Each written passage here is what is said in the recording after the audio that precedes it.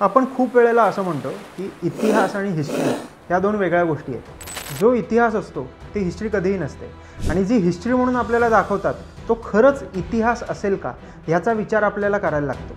असंच एक उदाहरण आहे ह्या व्यक्तीबद्दल। समुद्री लुटेरे म्हणून त्याची सारखी ओळख केली गेली।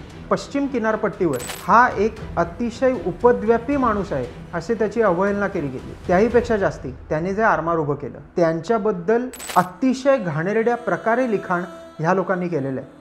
अर्थात ही लोक म्हणतोय ती म्हणजे सगळी ब्रिटिश लोक। ब्रिटिश वसाहतवादासाठी इकडे आलेले होते आणि त्यांनी सपशेलपणे सगळ्यांना हरवून भारत ताब्यात घेतला आणि तो ताब्यात घेताना त्यांच्यात एक व्यवस्थित परंपरा होती लेखकांची जे इकडच्या लोकांची वेचून वेचून अवहेलना करत होते। त्यातच हा व्यक्ती होता आणि त्या व्यक्तीचं नाव आहे कान्होजी आंग्रे।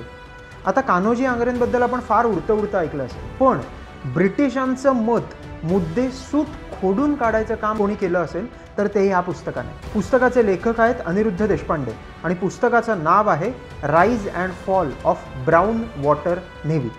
पुस्तक नक्की वाचा। कान्होजी आंग्रेंबद्दलचा खरा इतिहास समजेल आणि तुमच्या डोक्यातली त्यांच्याबद्दलची हिस्ट्री 100% निघून जाईल।